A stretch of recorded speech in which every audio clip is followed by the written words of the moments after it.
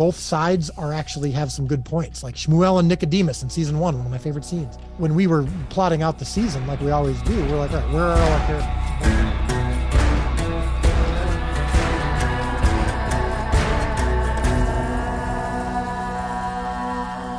So, maybe last thing I want to ask you about. I want to ask you about kind of the intention. I want to be honest with you. I don't want to be unauthentic with you.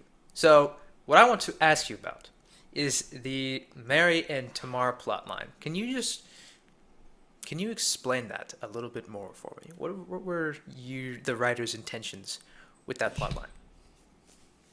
That's all it is. That's all I'm asking. Yeah, I'm curious what you mean in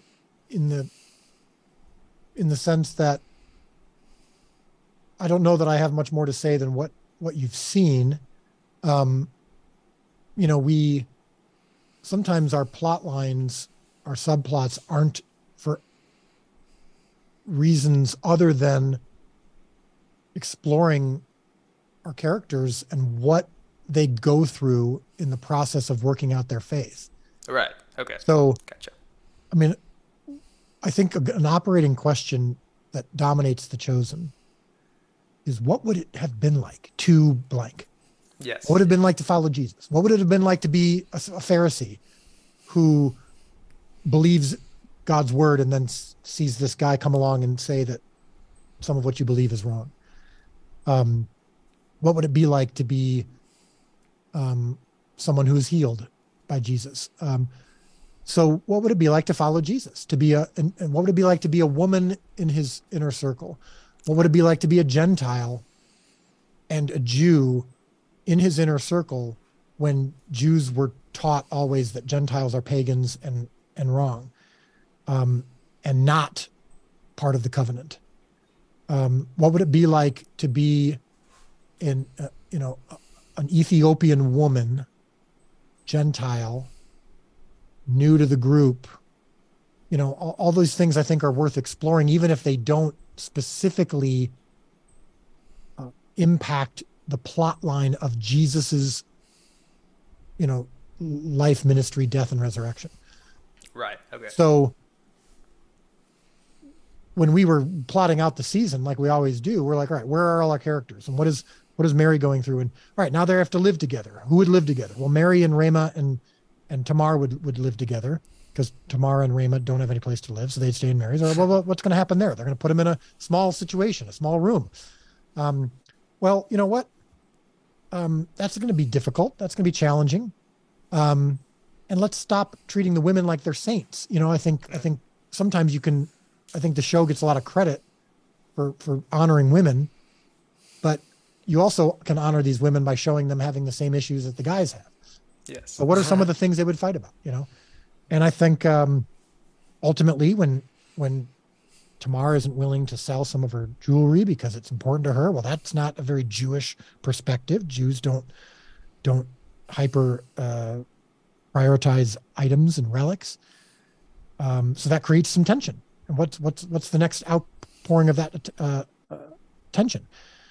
I thought that the ultimate climax of their relationship, the scene where the two of them are talking and they kind of come out with it.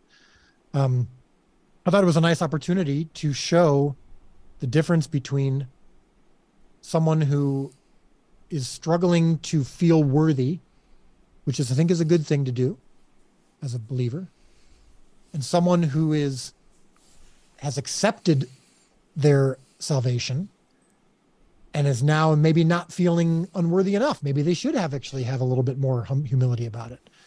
I think both things are true, and we love to explore where both sides actually have some good points. Like Shmuel and Nicodemus in season one of my favorite scenes.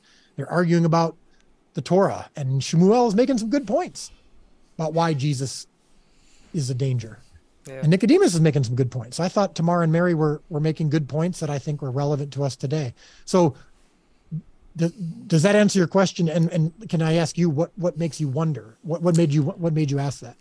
I was wondering just because, and yes, that did answer my question. That's really what I was wondering. But I was also, because I was just thinking about how does I understand the like intent behind that plot line. So then how does it tie into the theme of kind of come to me all who are weary and heavy laden, I will give you rest? Because Mary and Tamar, they this is kind their conflict is kind of separate from Jesus. He's not really involved in that at all. So how does that kind of fit into the overall theme of the season as Yeah. well? Well, I think some of them have already come to Jesus Right. and have found rest. And so one of the themes of the season is some people come to Jesus and some people don't. And we show when you do, you find rest. Mary says, I've never gonna, he redeemed me. I'm never gonna stop, feeling this way. I always want to live up to it, and she's like, well, so I think, even though in this season, you don't see Mary go to Jesus specifically for rest, she already has. And I think now they're working out their salvation and what that looks like.